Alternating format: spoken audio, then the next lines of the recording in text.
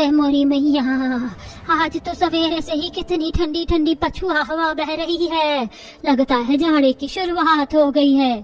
सीतामढ़ी की इस बात पर चूल्हे चौके में उलझी सरला अपने अंगने में से बोलती है। जाड़ा तो लगेगा ही ना काकी, हमारा उड़ता हुआ गांव जमीन से इतनी ऊंचाई पर जो है, ऊपर से तड़के सवेरे के 5-6 बजे पूस के जाड़े जैसी ठंडी बयार चलती है और जरा सा तेज हवा का झोंका चलता है तो दिल में डर बैठ जाता है। हाँ, मगर कम से कम इस उड़ते गांव में हम गरीब निवासी सुख चैन से तो हैं, भुखमरी और बदहाली के शिकार तो नहीं, खुशहाल तो हैं। मैंने सोचा था धूप खिलेगी तो अचार सुखा लूंगी, मगर लगता नहीं सूरज देवता उगेंगे। जहाँ उड़ते हुए गांव में महिलाएं कुशलता से अपने घरेलू काम में लगी थी, वहीं गांव के किसानों का झुंड ठंडी ठंडी हवा के बीच हंसी खुशी खेती बाड़ी में व्यस्त थे।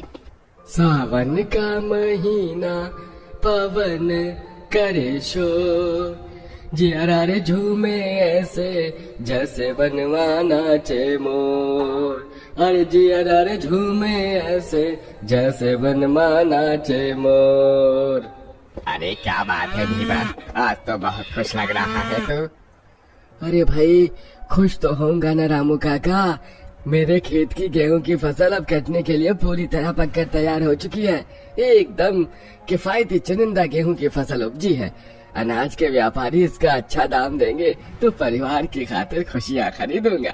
ये कहते हुए गरीब किसान भीमा की आंखें भर आती हैं। तभी रामू काका कहते हैं, आंसू पोंछ ले भीमा, अब हमारे रोने के दिन नहीं बल्कि हर्ष और आनंद करने के दिन है। इस साल हम गरीब किसानों का परिवार फसल कटने का पर्व धूमधाम से मनाएंगे और भर पेट खाएंगे। सभी किसान अपने खेतों में फसल की कटनी में जुट जाते हैं। वहीं निचली जमीन पर बाढ़ की गंभीर परिस्थिति से त्राही त्राही मची हुई थी। करोड़ी मल और उसकी पत्नी डूब रहे थे। कोई जगह बाढ़ के प्रकोप से खाली नहीं बची थी। अजी मुझको बचाओ, मैं डूब रही हूँ। हे भगवान, पूरा गांव पानी में डूब गया है, कोई भी सूखा स्थान नहीं बचा। क्या करो क्या करो।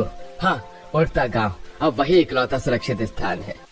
करोड़ी मल तेजी से तैरकर भाग्य लक्ष्मी को बचाकर जादुई उड़ते गांव की ऊंची सीढ़ी पर जाते हुए गांव में दस्तक देता है। तभी गांव वाले उसे रोक देते हैं। वहीं रुक जाओ, तुम दोनों के लिए यहाँ कोई जगह नहीं है। देखो, मैं तुम सबसे विनती करता हूँ, मुझे और मेरी पत्नी को इस उड़ते गांव में आने दो। मुझ पर तरस खाओ, मैंने जो किया उन पाप का फल मैं भोग रहा हूँ। आखिरकार कौन है ये आदमी और आखिर इसने क्या पाप किया था? साथ ही उड़ते हुए गांव के लोगों के दिल में उसके लिए दया की जगह गुस्सा क्यों भरा है? और किस प्रकार गांव वाले जमीन छोड़कर हवा में उड़ते गांव में बस गए? चलिए देखते हैं। वाह भाई वाह, अब की बार तो बागान के नारंगी बिल्कुल अमृत जितने मीठे हो गए हैं। आहा, दिल खुश हो गया।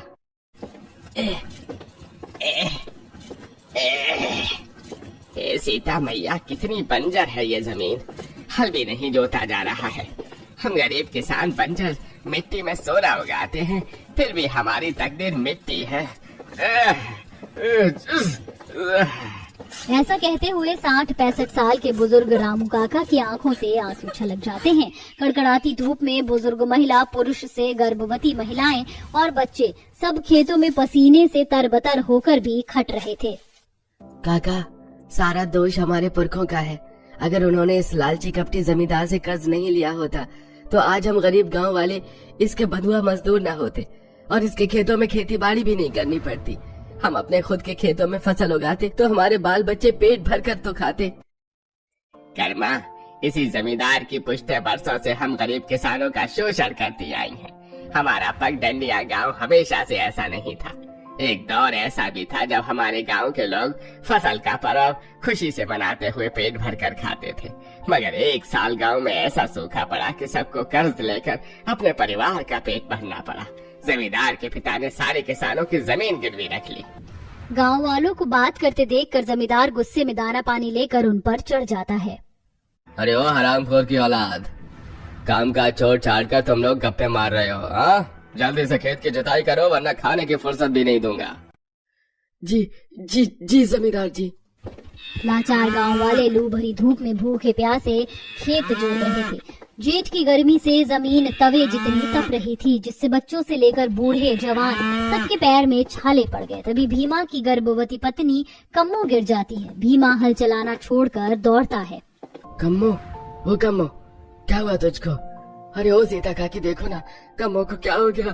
कम्मो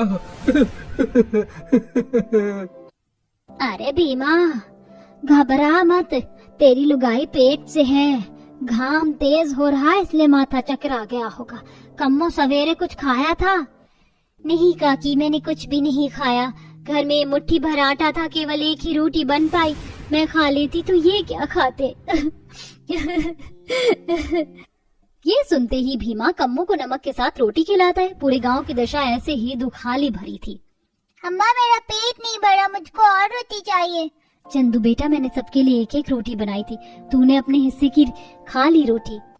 ये ले चंदू, तू ये खा ले। अजी, आपके हिस्से में तो पहले ही एक रोटी आई थी, वो भी आपने चंदू को दे दी। सारा दिन आप इतनी कड़ी धूप में कोलू के बैल की तरह मेहनत मजदूरी करते हैं। आखिर कब तक हम गांव वाले दुख भरी रोटी खाएंगे? क्या हमारे भाग्य में सुख चैन नहीं लिखा है? हाँ। बस बहुत हो गया, हम लोगों को एकजुट होकर इस जमींदार का बहिष्कार करना होगा। वैसे भी ये जमींदार अच्छी पैदावार उगाने के लिए कितनी हानिकारक खाद के इस्तेमाल करवाता है, जिससे हमारे गांव की शुद्ध हवा भी अब जहरीली होती जा रही है। आखिरकार हम गांव वाले किस किस चीज का बलिदान देते रहेंगे? पूरा गांव भीमा की बात पर सहमति जताते हैं। सब अपना मुद्दा जमींदार के आगे रखते हैं। जमींदार नाव देखता है न ताव, सबको गांव से बाहर निकल जाने का ऐलान करता है। तुम 2 कौड़ी के कर्ज खोर मेरे खेतों में काम करने से मना करोगे तो फिर निकल जाओ इस गांव से। हम किसान अपनी माटी से क्यों निकल जाए? हम अपने पुरखों की जमीन में बसे हैं। सारी जिंदगी तो तुमने हमारी बोटी नोच नोच कर खाते रहे, अब तो हमें जीने दो। अरे ओ बूढ़े, तू सबको भड़का रहा है। अब देख तेरी तो मैं खाल खिंचवाता हूँ। अरे ओ काली, बसा कोड़े इस बूढ़े पर। जी मालिक। जमींदार का आदमी कसाई की तरह रामू पर कोड़े बरसाता है और जो कोई भी बचाव करने के लिए आता वो भी प्रताड़ना का शिकार होते हैं। तभी सीता कहती है, जमींदार, हाय लगेगी तुझे हम गरीब गांव वालों की, तो कभी सुखी नहीं रहेगा। गांव वाले अपने अपने बाल बच्चे और अशुद्ध हवा के शिकार माल जाल को लेके गांव की जमीन से जाने लगते हैं। तभी पवन देवता उनके सामने प्रकट होते हैं। हे प्रभु, आप कौन हैं? मैं पवन देवता हूँ। तुम गांव वालों ने शुद्ध हवा के लिए जमींदार से बैर मोल लिया। मैं तुम्हारी भक्ति से प्रसन्न हूँ, इसलिए मैं तुम गरीब गांव वालों को आज वचन देता हूँ कि मैं तुम्हें एक ऐसा जादुई उड़ता गांव दूंगा जहाँ तुम लोग सुखी और संपन्नता में जीवन गुजारोगे। वहाँ कोई कलेश और कष्ट नहीं होगा, खुशहाली होगी। इसी के साथ पवन देवता के दाएं हाथ से एक सुनहरी रोशनी प्रकट होती है और देखते ही देखते सीढ़ियां ऊंचाई पर जाते हुए उड़ते गांव में पहुंच जाती हैं। साथ ही हवा फिर से शुद्ध हो जाती है और किसानों के मरियल माल जाल हष्ट पुष्ट हो जाते हैं। माँ देखो, जादुई उड़ता हुआ गांव, चलो ना चलते हैं। सब गांव वाले जादुई उड़ते गांव में बस जाते हैं। जमीन की तरह हवा में तैरते उस गांव में पक्के मकान, खेती बाड़ी की उपजाऊ जमीन, सिंचाई के लिए बहती नदी, तालाब, सब कुछ मौजूद था। माँ, ये उड़ता हुआ गांव तो कितना अनोखा है और यहाँ से बादल कितने पास पास लग रहे हैं। हाँ चंदू, यहाँ पर हवा कितनी तेज तेज चल रही है, गर्मी का एहसास भी नहीं हो रहा। अब तो हम मौज से रहेंगे। हम पर पवन देवता की दया हुई है, उन्होंने हमें ये उड़ता गांव दिया है। सारे गांव वाले उड़ते गांव में साधारण जिंदगी जीने लगते हैं। वह खेती बाड़ी की शुरुआत करते हैं। रामू काका, इस ऊंचाई पर बसे उड़ते गांव में कितना सुकून है। बिल्कुल गर्मी नहीं लग रही, कितनी ठंडी ठंडी पुरवैया चल रही है। हाँ भीमा, हमने बरसों तक दुख भोगा है, अब ये सुख के दिन हमारे हैं। एक तरफ गांव वाले जादुई उड़ते गांव में खुश थे। पंछियों की चहचहाहट मानो खुशी का गीत गा रही थी। ऐसे ही समय गुजरने लगा। दूसरी तरफ पगडंडिया गांव बाढ़ में डूब गया। जमींदार का घर उजड़ गया। उसके गोदाम के सारे अनाज बाढ़ में बह गए और दोनों के प्राण संकट में आ गए। दोनों उसी उड़ता हुआ गांव में आ पहुँचे। मुझे अपने उड़ते गांव में आने दो, मेरे पास कोई ठिकाना नहीं है, मुझ पर तरस खाओ। तुमने हमें खून के आंसू रुलाए हैं जमींदार। हमारे बाल बच्चे रोटी के लिए तरसे हैं, वही पाप तुम्हारे सिर पर पड़े हैं। चले जाओ यहाँ से।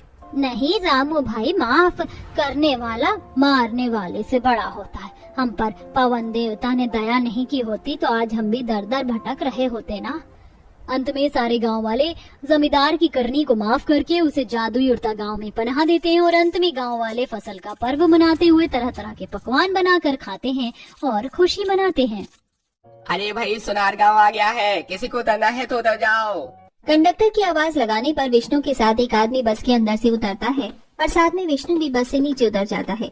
लेकिन गांव में इतना सन्नाटा और चारों तरफ एकदम शांति देखकर विष्णु अपने मन में सोचता है, समझ नहीं आ रहा, एक परिंदा भी यहाँ पर नहीं मार रहा। आखिर गांव किस नाम का है ये? मैं तो यहाँ पर कुछ छानबीन करने आया था।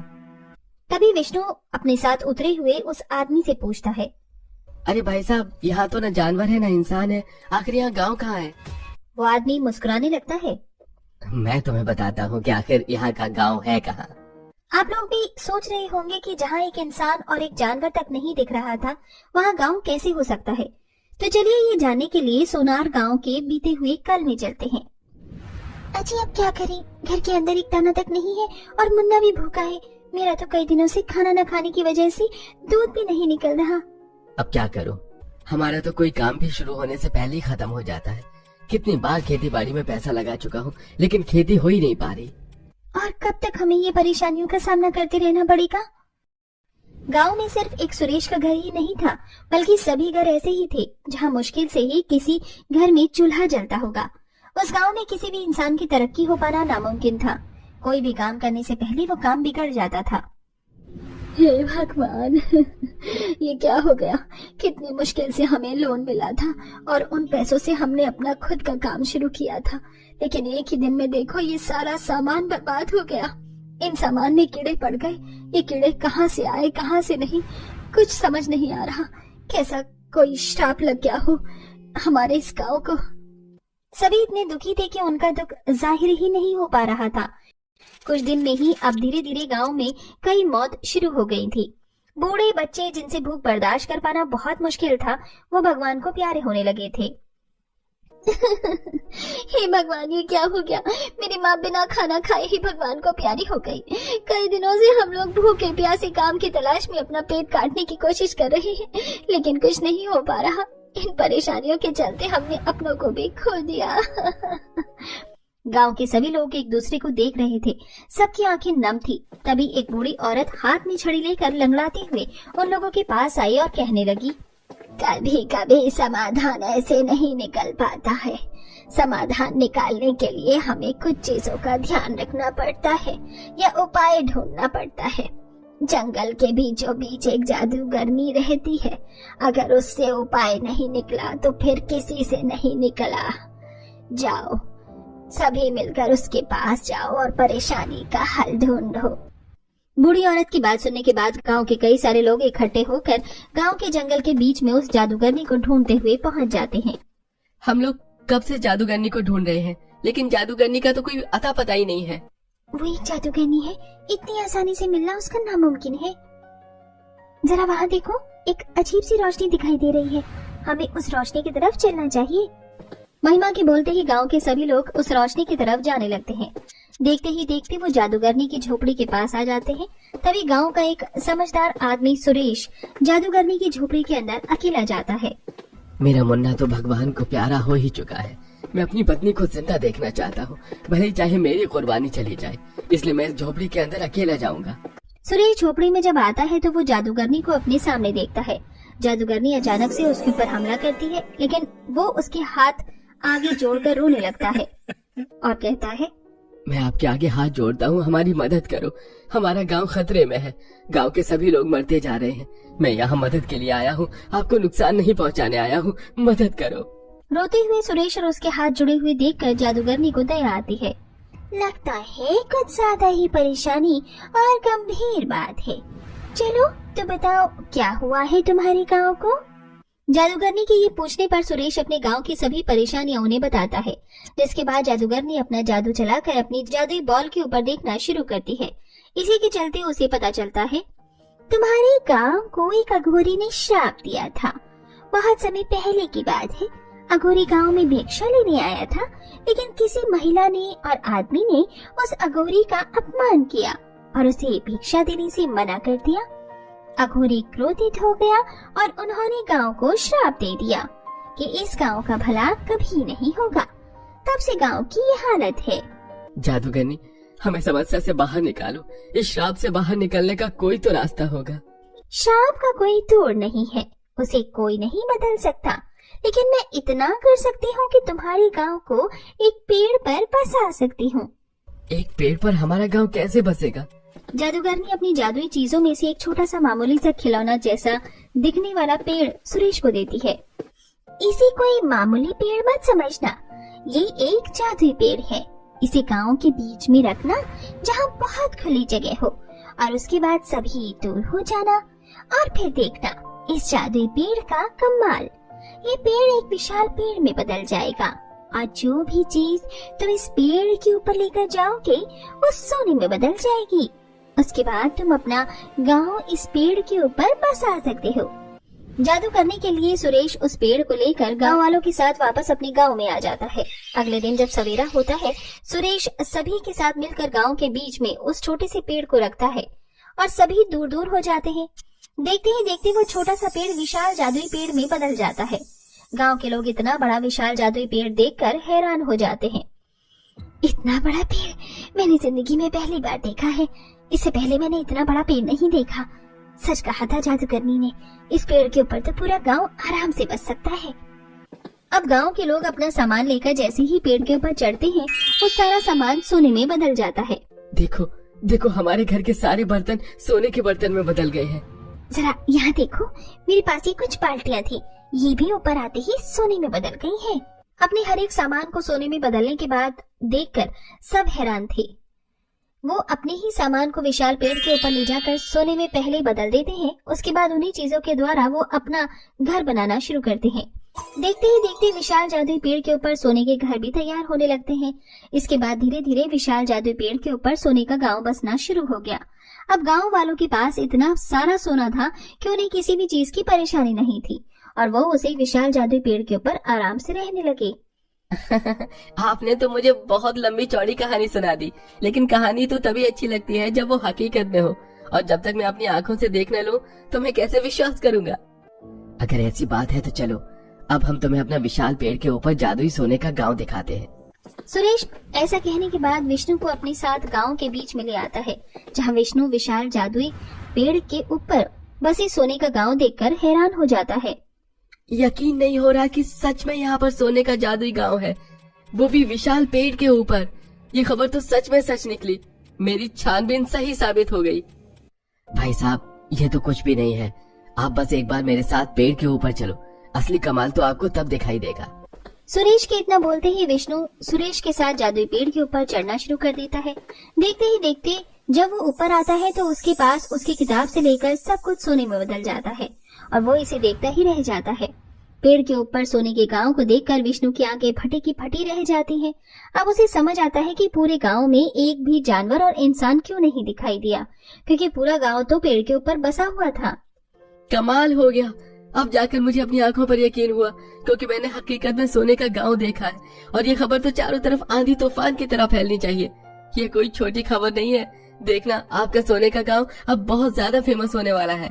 विष्णु एक रिपोर्टर था। वो अखबार के लिए काम किया करता था। उसने ये खबर भी अखबार में छाप दी और चारों तरफ फैला दी। इसके बाद विशाल पेड़ के ऊपर सोने का जादू गांव फेमस हो गया, और दूर दूर से लोग उसे देखने के लिए आने लगे। दादा की सुनाई हुई कहानी सिर्फ कहानी नहीं, हकीकत थी। आज जाकर पता चला मेरे दादा इसी गांव के थे। मुझे बचपन में ये लगता था कि ये कहानी एक कहानी ही है, लेकिन ये कहानी हकीकत है। आज खुद अपनी आंखों से देखकर यकीन हुआ। शायद सभी कहानी हकीकत से जुड़ी ही होती हैं, बस हमारा यकीन होना चाहिए।